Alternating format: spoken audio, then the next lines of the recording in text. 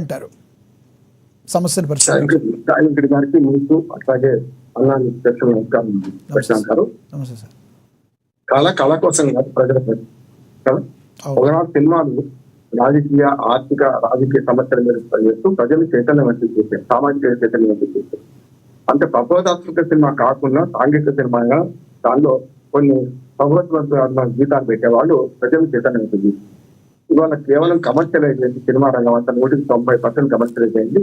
పీత కష్టాలు పీతవంతులు. నేను సామాజిక విశ్లేషకుడుగా ఏమంటే ఎవరి కష్టాలు వాళ్ళకు ఉన్నాయి. వాళ్ళలో సినిమా ఇండస్ట్రీలో ఉన్న అత్యధిక శాతం మంది గురించి మనం మాట్లాడుతున్నామా, లేకుంటే పెద్దల సినిమాలు మాట్లాడుతున్నామా అని. వాళ్ళ కష్టాలు వాళ్ళకు ఉండొచ్చు కాదంటే ఎగ్జిబిటర్స్ అందుకంటే ఎక్కువ కదా. ఎగ్జిబిటర్ లేకుండా సినిమా ఎట్లా ప్రజలకు పోయి చేరుతుంది? ఎగ్జిబిటర్ కష్టాలను కూడా పట్టించుకున్నప్పుడు కదా. సావికటి గారు అంటున్నారు ఇప్పుడు ఏమంటే ఆయన విమర్శ కాదు, గౌరవం ఉంది ఆయన మీద, నాకు సమస్య కాదు. కానీ ఎప్పుడు మాట్లాడతారు మన పిల్లలు కూడా మారం ఎప్పుడు చేస్తారు? మన అవసరం పడి పిల్లలకి మనం చెప్పినట్టు ఎప్పుడు వినమని చెప్తే అప్పుడు మారం చేస్తారు కదా. బాలానం రోదనం బలవన్నారు. అట్లాగే ఎక్కువ మంది సమస్యలు ప్రస్తావించడానికి ఇట్లాంటి సినిమాలు రిలీజ్ అయిపోయినా పట్టించుకుంటారు. నేను ఎప్పుడు చెప్తుంటాను, సమాజాన్ని విశ్లేషించాలంటే రెండు, ఆ సమాజంలో రాజకీయాలు, ఆ సమాజంలో వస్తున్న సినిమాలు, ఈ రెండు దృశ్యాలు సమాజం ఎట్లా తెలుస్తుంది. ఈ సమాజంలో హీరోల రెమ్యునరేషన్ మీద ఎవరైనా మాట్లాడుతున్నాం మనం? ఎగ్జిబిటర్ల కష్టాల గురించి మాట్లాడితే హీరోల గురించి మాట్లాడుతున్నాం, కానీ హీరోలు ప్రతి సినిమా రిలీజ్ అయితే లేవు. కాకపోతే నాకేమిటి, నేను అవసరం ఏంటో చూస్తా, 500 పెట్టని చూస్తా, 1000 చూస్తా, పేదవాడు చూడలేడు. కరెక్ట్ మీరు కనుక పెద్ద సినిమా గురించి లేకపోతే ఇటువంటి పెద్ద సినిమా గురించి మాట్లాడేటప్పుడు వాళ్ళ రెమ్యునరేషన్ అసలు మొత్తం ఖర్చు నిర్మాతల గురించి ఆలోచన చేయండి. నిర్మాతలకు ఎంత ఖర్చు? ఇవాళ మొత్తం సినిమాలో 10% 20% కార్మికులు చేస్తే 90% లో 50 కన్నా ఎక్కువ పర్సెంట్, లేకపోతే కొన్ని ఏరియాను మొత్తం తీసుకొని హీరో చెప్తున్నారు కదా. హీరో 2-3 సంవత్సరాలకు కొన్ని సినిమా తీయాలి, సంవత్సరానికి 10 చేయండి. చేయలేదా? గతంలో పెద్ద హీరోలు చేయలేదా? సంవత్సరానికి 8, 10, 12 సినిమాలు. కృష్ణ లాంటి వాడే సాహసంగా 12 సినిమాలు 14 సినిమాలు చేసిన సందర్భం చూసినాం కదా. నెలకు సినిమా రిలీజ్ అయింది కదా. అంటే వాళ్ళు మాత్రం రిజర్వ్ పెట్టుకొని 3 సంవత్సరాలకు సినిమా చేస్తాం, మాకు 3 కష్టాలు వస్తున్నాయంటే ఎట్లా అంటున్నాను. ఇక ఎగ్జిబిటర్ల కష్టాలు అంటారా?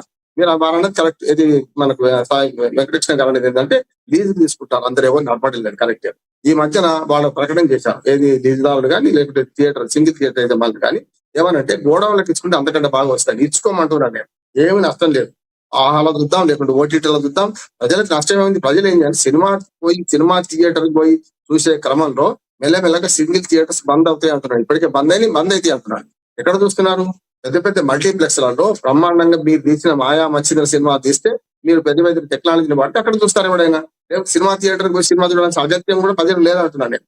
ఒక సినిమా చూసేందుకు ఒక కుటుంబం చూడండి 10,000 ఖర్చు పెట్టి చూడాల్సిన అవసరం లేదు, చూస్తలేరు కూడా అంటున్నాడు.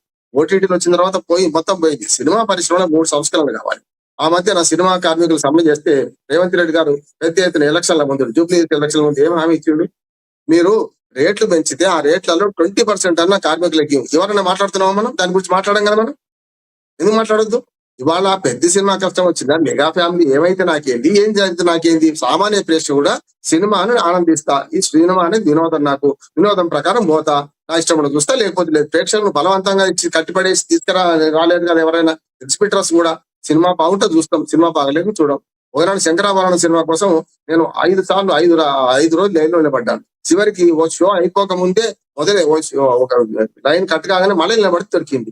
అంటే ప్రజలు ప్రచారం ఏం చేస్తారు? మంచి సినిమాలు ఇప్పటికీ ఆదరిస్తారు, అప్పటికి ఆదరిస్తారు, ఇప్పటికి కూడా ఆదరిస్తారు అంటారు.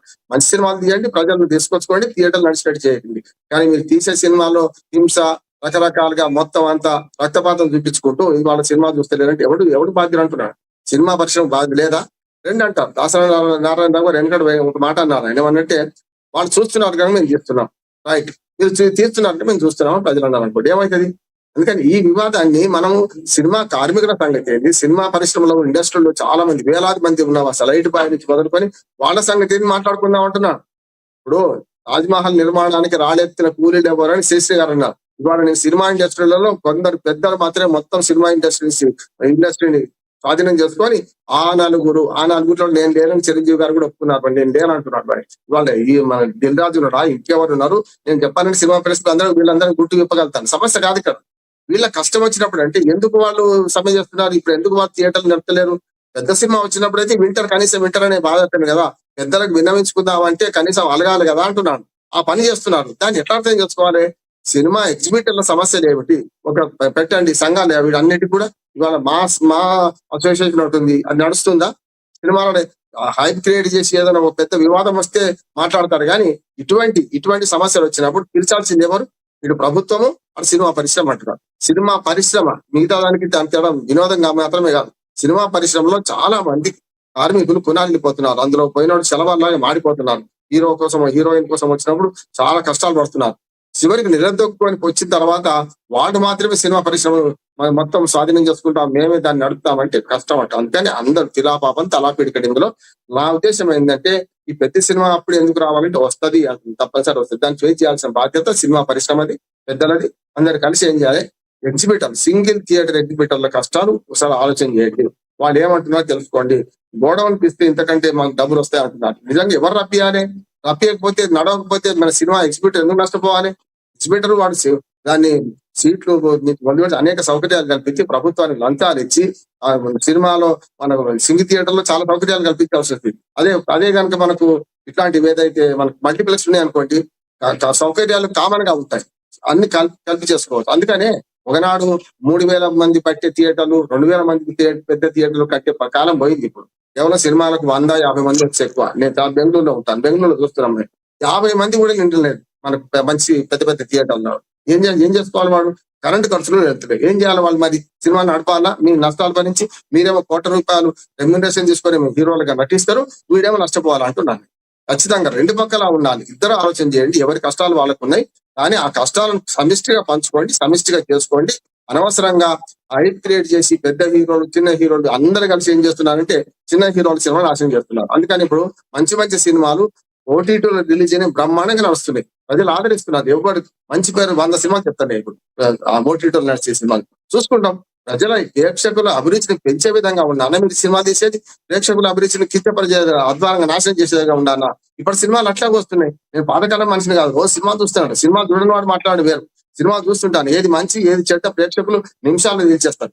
పుస్తకం రాసిన వాడికంటే లక్ష్మణ గారు పుస్తక విమర్శకుడు ఈజీగా తీర్చేస్తారు. ఈ పనికి వస్తుందో రాదో అప్పుడే చెప్పేస్తారు. ఇది కూడా అంతే. ప్రేక్షకుల తీర్పు కంటే మించింది లేదు. మీరు ఎన్ని కోట్లు ఖర్చు పెట్టినా ఏం చేసినా ప్రేక్షకులు ఒక్క మాటలో కొట్టేస్తారు.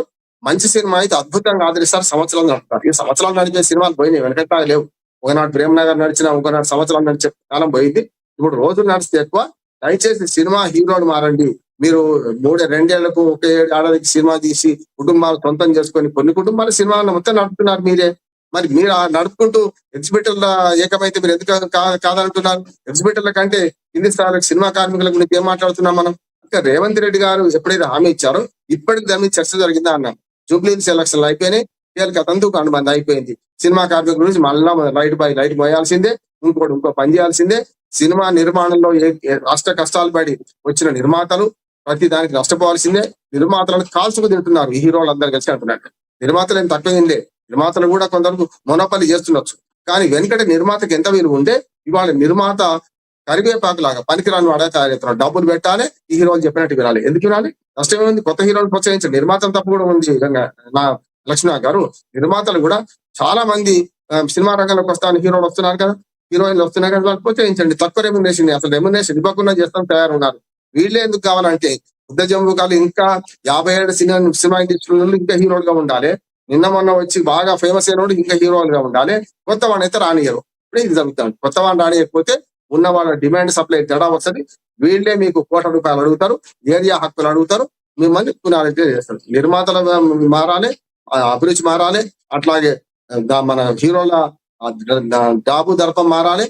ప్రేక్షకుల అభిరుచిని తగ్గట్టుగా సినిమాలు తీయండి. ఎందుకు నడవని చెప్తాను. సాయి వెంకట్ గారితో మాట్లాడదాం. వెంకట్ గారు, ఒక్కటి చెప్పండి, ఇప్పుడున్న పరిస్థితులను చక్కదిద్దాలన్నా అసలు ప్రస్తుతం మెయిన్ ఎగ్జిబిటర్స్ ఎటువంటి చర్యలు తీసుకోవాలి? ఇప్పుడు గతంలో ఈ ఎగ్జిబిటర్సే ఈ విధానాన్ని తీసుకొచ్చింది, ఈ లీజ్ విధానాన్ని తీసుకొచ్చింది. వీళ్ళు ఏం చేస్తే అన్ని సినిమాలు బతికే విధంగా ఉండే అవకాశం ఉందంటారు? ఎగ్జిబిటర్స్కి మీరు ఇచ్చే సలహా ఏంటి? ఫస్ట్ థియేటర్లకి జనం వచ్చేలాగా చేయాలండి. ఫస్ట్ థియేటర్కి జనం రావడం మానేశారు. ఇలా పెద్ద సినిమా తీసుకున్నా కూడా Friday, Saturday, Sunday, Monday occupancy 50% పడిపోతుంది. సో 3 రోజులే సినిమా అయిపోయింది ఈ రోజుల్లో. అందుకే ఆ రోజుల్లో ఏంటంటే ఒక 20-30 థియేటర్ రిలీజ్ అయిపోయి బి సెంటర్, సి సెంటర్ అని వెళ్ళేది. ఈ రోజు అలా కాదు. ఎట్ ఏ టైం రిలీజ్ అయిన టైంలోనే 1000, 2000 థియేటర్లు, 1500 థియేటర్ రిలీజ్ అయిపోతుంది. ఎందుకంటే కారణం ఏంటంటే ఆఫ్టర్ 3 డేస్ మళ్ళీ సినిమా నడుస్తో లేదు. సో అలాంటి పరిస్థితిలో ఉన్నప్పుడు వీళ్ళు ఏం చేస్తున్నారు?